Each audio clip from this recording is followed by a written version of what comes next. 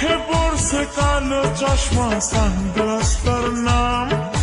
হেলে দুলে হাঁটে যেন নায়ক শাহরুখ